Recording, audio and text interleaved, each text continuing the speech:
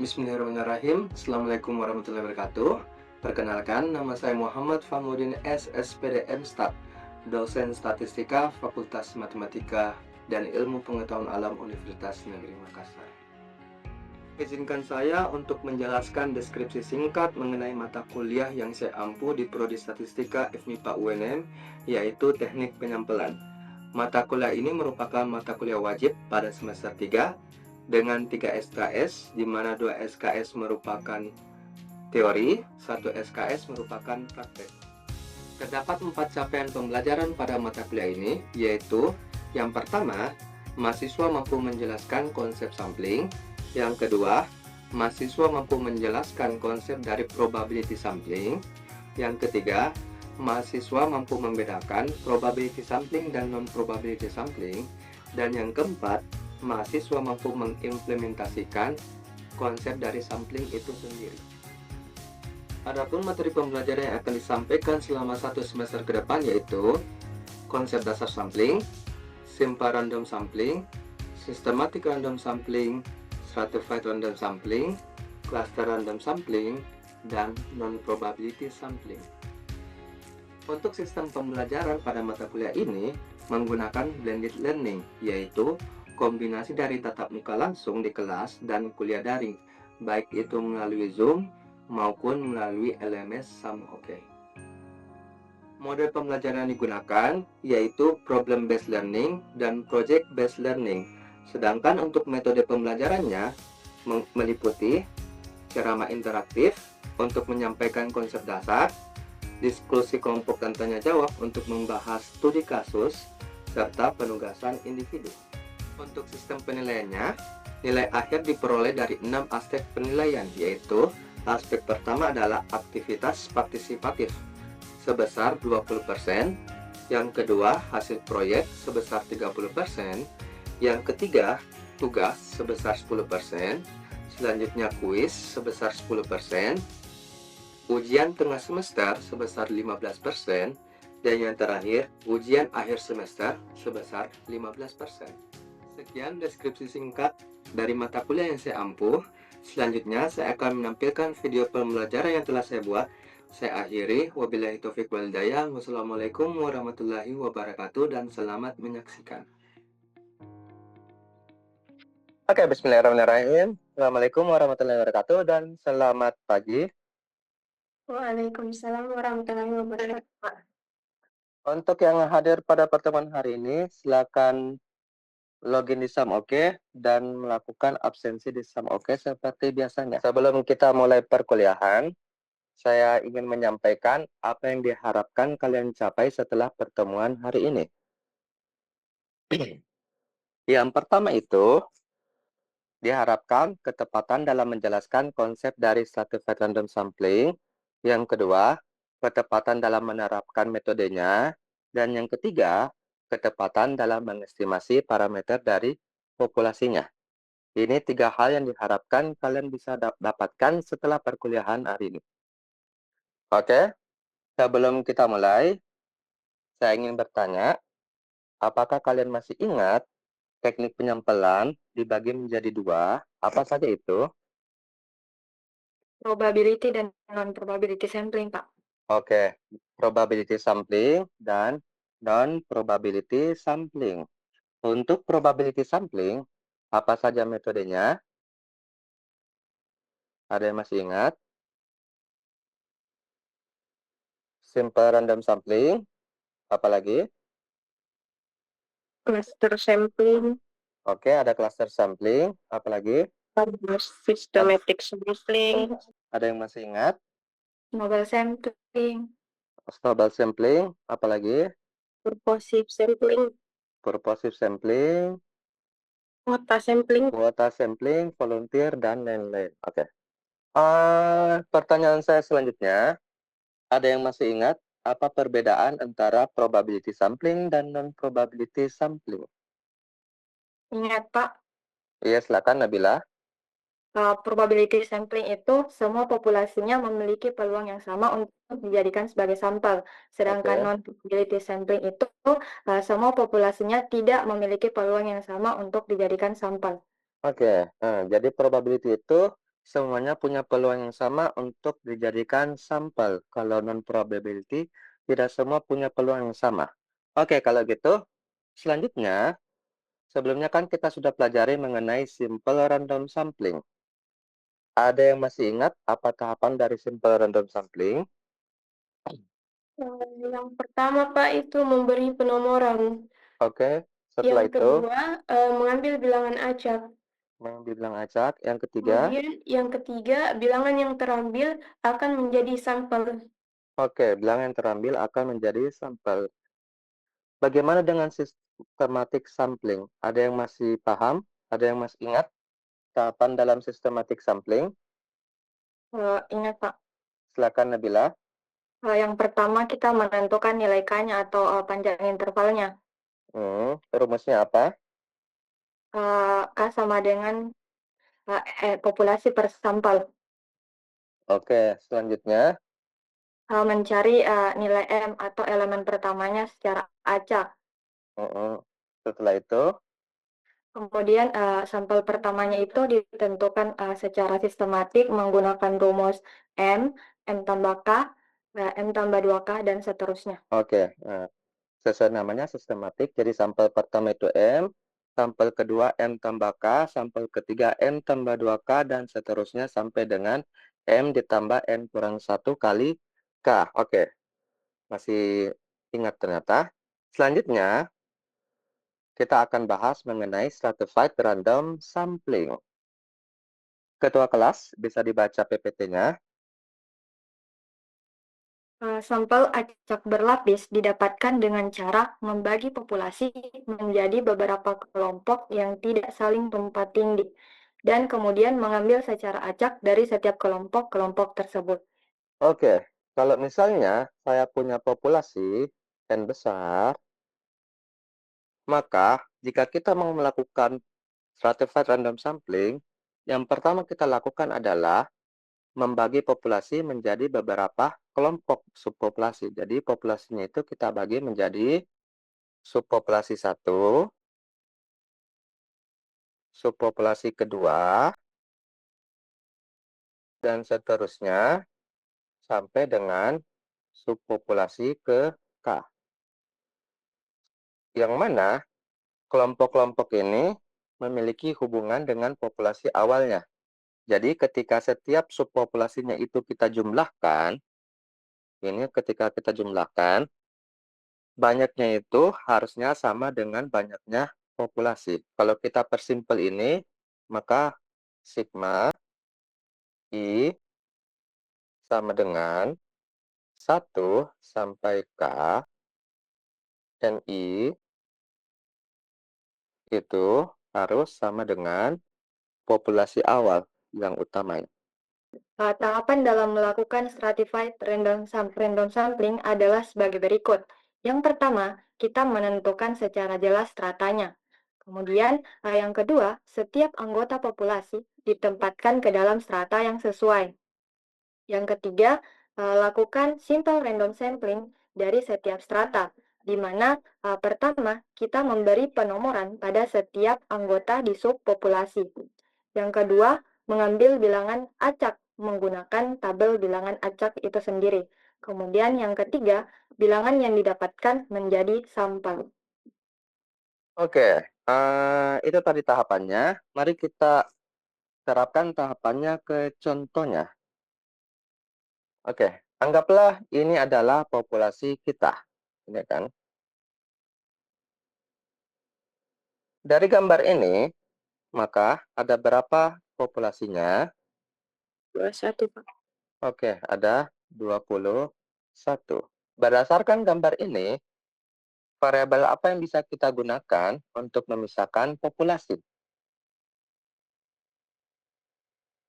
Berdasarkan gambarnya, Jenis kelamin, Pak. jenis kepalanya, ya kan? Ini yang membedakan ini di gambarnya. Apa yang membedakan di gambarnya? Jenis Makanya, Pak. kepalanya. Ada yang bulat, ada yang kotak, ada yang segitiga. Nah, kalau begitu, ada berapa subpopulasi yang akan terbentuk nanti jadinya? Tiga, Pak. Oke, 3. Berarti kita bikin 3 subpopulasi. Ini saya perkecil. Berarti subpopulasi pertama, subpopulasi kedua, dan subpopulasi ketiga. Subpopulasi pertama itu yang bentuk kepalanya kotak. Subpopulasi kedua, anggaplah yang bentuk kepalanya bulat. Dan subpopulasi ketiga yang bentuk kepalanya segitiga. Selanjutnya, apa tahapan selanjutnya dalam stratified random sampling? Setelah menentukan variabel pemisahnya, apa selanjutnya? Menempatkan setiap anggota dalam populasi ke dalam kelompok yang sesuai. Nah, ini yang pertama.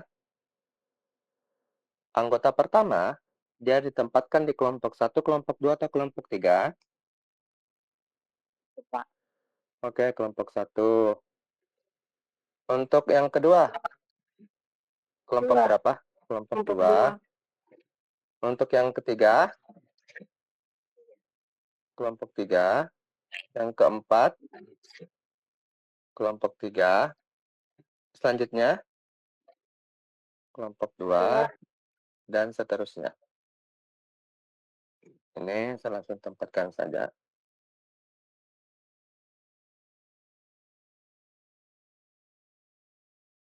Ya. Melakukan simple random sampling dari setiap strata, Pak. Oke, melakukan simple random sampling dari setiap strata. Apa tahapan dari simple random sampling?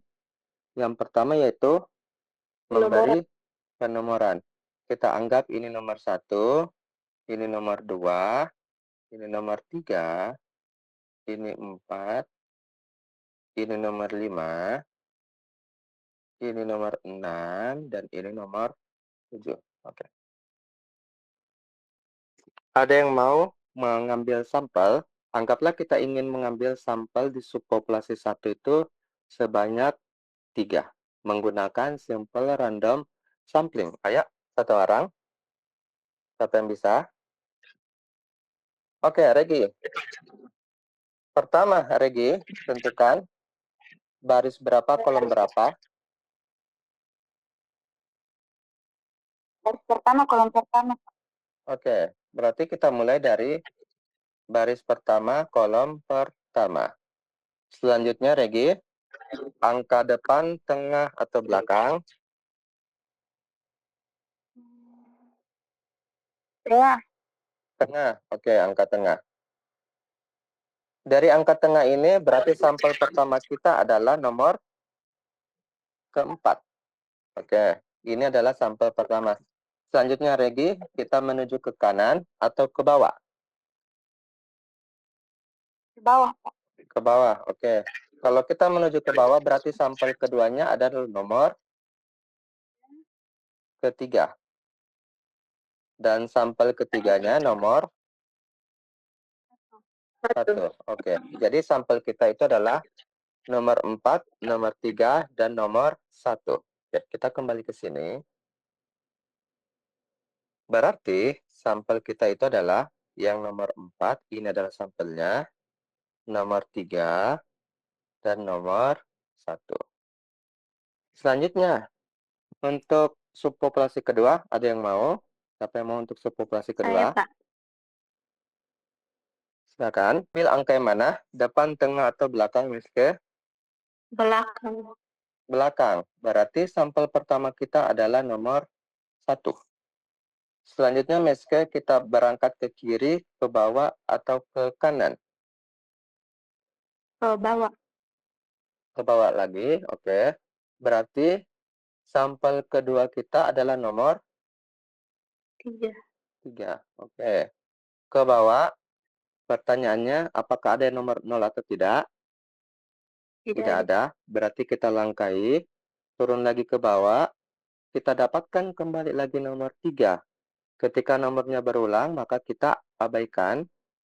Ke bawah lagi, berarti sampel ketiga nomor 5. 5, oke. Berarti sampel kita itu adalah nomor 1, nomor 3, dan nomor kelima. Kita kembali ke sini. Berarti sampel kita adalah nomor 1, nomor 3, dan nomor 5. Untuk subpopulasi ketiga, ada yang mau? Satu orang? Silakan. Silakan.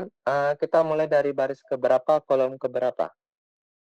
Baris Tiara. kedua, kolom ketiga. Baris kedua, kolom ketiga.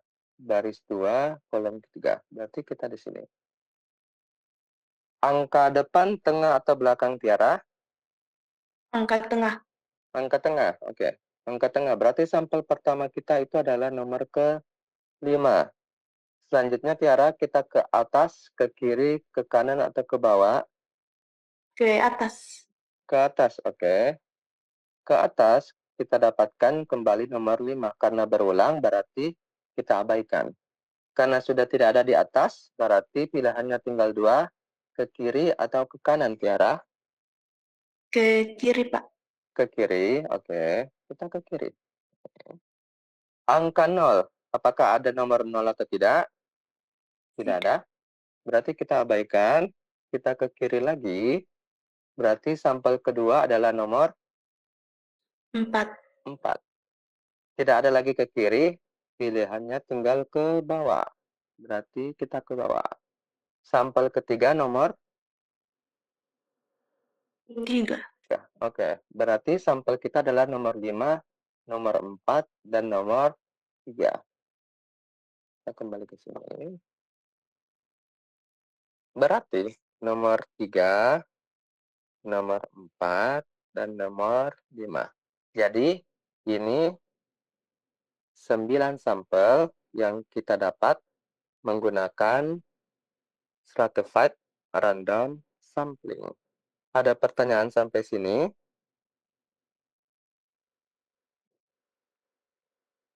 Oke, kalau tidak ada, kita lanjutkan ke PPT-nya. Sekarang, untuk membuat subpopulasi. Tentukan variabel yang sesuai untuk membuat subpopulasi jika kita ingin menduga rata-rata dari nomor pertama, waktu yang digunakan mahasiswa untuk belajar di luar jam kuliah. Variabel apa yang bisa kita gunakan? IPK. IPK, oke. Apalagi selain IPK? Angkatan. Jenis kelamin. Jenis kelamin dan angkatan. Jadi IPK, jenis kelamin, dan angkatan. Oke. Untuk nomor 2, kebutuhan minyak tanah rumah tangga setiap bulan di Makassar. Variabel apa yang bisa kita gunakan? Pekerjaan kepala rumah tangganya. Pekerjaan kepala rumah tangga, oke. Apalagi yang bisa kita gunakan? Jumlah anggota rumah tangga. Oke, jumlah anggota dalam rumah tangga. Untuk nomor 3, tingkat pemahaman masyarakat mengenai kewajiban membayar pajak. Variabel apa yang bisa kita gunakan untuk memecah populasinya menjadi beberapa subpopulasi? Untuk nomor 3-nya. Tingkat pendidikan, Pak. Tingkat pendidikan, oke. Apalagi? Status ekonominya. Status ekonominya, oke. Jadi sudah paham bagaimana cara untuk memecah populasinya menjadi subpopulasi. Selanjutnya, kelebihan dari stratified random sampling. Ketua kelas bisa dibaca, silakan. Masih termut Ketua. Kelebihan dari stratified random sampling akan memastikan setiap kelompok memiliki perwakilan sebagai sampel. Hal ini tidak bisa dijamin oleh simple random sampling atau systematic sampling. Oke, kelebihan pertamanya itu adalah kalau kita menggunakan stratified random sampling, maka setiap kelompok itu memiliki perwakilan. Contohnya misalnya, kalau kita berpikir bahwa harusnya ada perwakilan laki-laki dan perempuan, kalau kita menggunakan simple random sampling, ada kemungkinan bahwa semua perempuan akan menjadi sampel kita. Kan begitu, tak? Hal ini bisa diatasi menggunakan stratified random sampling. Oke, Ketua, apa yang kedua? Yang kedua, stratified random sampling dapat mengurangi biaya survei, di mana pada lokasi survei yang luas, hasil sampling menggunakan simple random sampling dapat membuat peneliti untuk pergi menyeberang pulau hanya untuk mendapatkan data dari satu orang responden. Hal ini bisa diminimalkan oleh stratified random sampling. Oke, yang kedua, kalau kita menggunakan simple random sampling, maka ada kemungkinan kita menyeberang pulau hanya untuk mengambil satu sampel. Hal ini bisa kita atasi dengan menggunakan stratified random sampling. Karena dari stratified random sampling itu, kita membagi menjadi subpopulasi itu, sehingga bisa teratasi. Untuk yang ketiga, Ketua. Yang ketiga, stratified random sampling memungkinkan untuk melakukan pendunggaan parameter di setiap subpopulasi, yaitu di setiap lapisan. Oke, karena kita membagi populasi menjadi beberapa subpopulasi, maka kita bisa menduga parameter untuk masing-masing dari subpopulasi, sesuatu yang tidak bisa dilakukan oleh systematic sampling ataupun simple random sampling. Oke, jelas ya. Selanjutnya, apa tujuan kita mengambil sampel? Ada yang tahu? Ada yang masih ingat dari materi pertemuan pertama? Apa tujuan kita mengambil sampel? Satu orang? Pak. Silakan, Hasriana. Jadi tujuan dari kita mengambil sampel itu, kalau kita mengamati semua populasi, kita ini butuh waktu, butuh biaya, butuh tenaga yang lebih banyak. Yang Oke. kedua, Hmm. dengan mengambil sampel, kita bisa menduga estimasi parameter yang didapatkan dari informasi sampel. Oke, kita bisa mengestimasi parameter populasi dari informasi sampel. Oke. Dari sebelumnya, salah satu parameter yang bisa kita estimasi itu adalah parameter dari rata populasi atau biasa disimbolkan sebagai mu. Untuk mengestimasi rata populasi, karena kita mengambil sampel, maka kita bisa menggunakan rata dari sampel. Pertanyaan saya, ini ST ini memberikan simbol bahwa kita itu melakukan stratified random sampling. Nah, kalau kita melakukan systematic sampling, apa simbolnya di sini? SYS, Oke, SYS. Kalau simple random sampling, apa simbolnya? SRS, Pak. SRS, oke. Biasanya kita itu akan menghitung batas kesalahannya. Untuk rumus bound of error-nya, tetap sama untuk semuanya, itu adalah 2 dikali akar dari estimate variance. Nah, untuk estimate variance-nya ini, kita bisa menggunakan rumus dari ini. Di mana estimate variance-nya itu adalah 1 per N besar pangkat 2, populasi pangkat 2.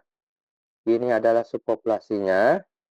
sampel masing-masing subpopulasinya. Oke, sampel masing-masing. Kalau SI pangkat 2 ini apa? Variasi dari sampel. Oke, variansi dari sampel masing-masing subpopulasi. Selanjutnya, kita masuk ke contoh soal. Kita copy ini saja, pindah ke papan tulisnya.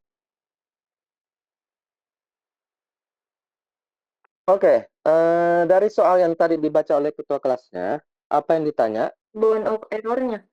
Oke, sebelum bound of error, apa pertama? Kita estimasi nilai ratanya. Oke, untuk mengestimasi nilai rata populasi, kita bisa menggunakan rata dari sampel. Di mana rumusnya itu adalah 1 per, ada berapa N besarnya?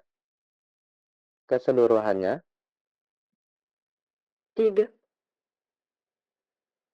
Ingat bahwa subpopulasi 1 ditambah subpopulasi 2 ditambah subpopulasi ketiga itu akan menjadi N besarnya.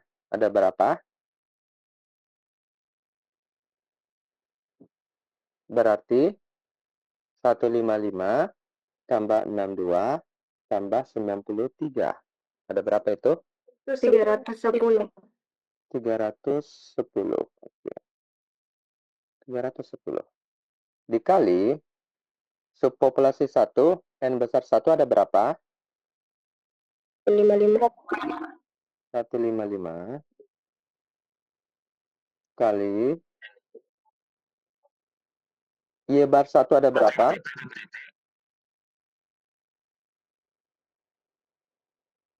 Ada berapa Y bar 1? Ini. Y bar itu adalah rata. Berapa? 33,90. Oke. Kali 33,9.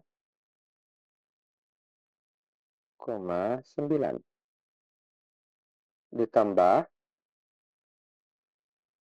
Populasi kedua ada berapa? 62, Pak.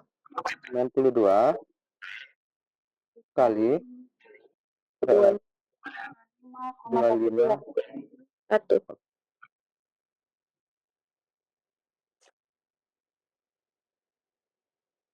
ditambah berapa?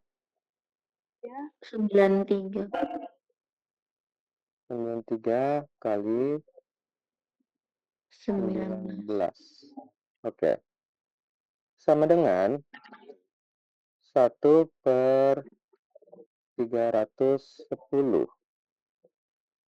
dikali ini kali ini berapa? Ini berapa? Of error-nya itu sebesar 2,8. Ada dua angka yang kita dapat. Yang pertama yaitu 27,67, yang kedua adalah 2,8. Ada yang mau menginterpretasikan dua angka ini? Silakan. Saya, Pak. Silakan Ketua. Berarti dapat disimpulkan bahwa secara rata tempat tersebut menghabiskan waktu 27,67 jam dengan batas kesalahannya itu 2,8. Oke, yang atas kesalahan 2,8. Kita kembali ke PPT. Selanjutnya, seperti biasa, sebelum kita mengakhiri pertemuan, kita melakukan evaluasi dengan menggunakan Kahoot. Jadi silakan kalian meng-scan barcode yang ada di slide-nya. Untuk pertemuan hari ini, peringkat 3 Ketua Kelas, Nabila Arifin, lalu peringkat 2 Rahel Winavanya, dan peringkat pertama Suci Ramadhani. Oke, sebelum kita mengakhiri pertemuan hari ini, ada yang mau memberikan kesimpulan untuk pertemuan hari ini? Silakan. Atau Saya, ada Pak. orang? Silakan Rahel. Jadi stratified random sampling merupakan bagian dari probability sampling, di mana setiap sampel memiliki peluang yang sama untuk dipilih. Oke, terima kasih. Ada lagi yang mau menambahkan kesimpulan yang kedua? Saya, Silakan Reski. jadi tambahan juga adapun tahapan dari stratified random sampling itu yang pertama menentukan secara jelas stratanya dulu, kemudian setiap anggota populasi ditempatkan ke dalam strata yang sesuai, kemudian melakukan simple random sampling dari setiap strata. Oke, terima kasih. Untuk tugasnya di rumah, silakan kerjakan soal latihan halaman 158 di bukunya, nomor 5.28 dan 5.29. Deadline pengumpulannya minggu depan, dikumpulkan di Samoke seperti biasa. Oke, untuk pertemuan minggu depan kita akan bahas mengenai cluster sampling. Terima kasih atas kehadirannya. Kita akhiri pertemuan hari ini. Wabillahi taufiq walhidayah. Wassalamualaikum warahmatullahi wabarakatuh dan selamat siang. Waalaikumsalam warahmatullahi wabarakatuh. Terima kasih, Pak.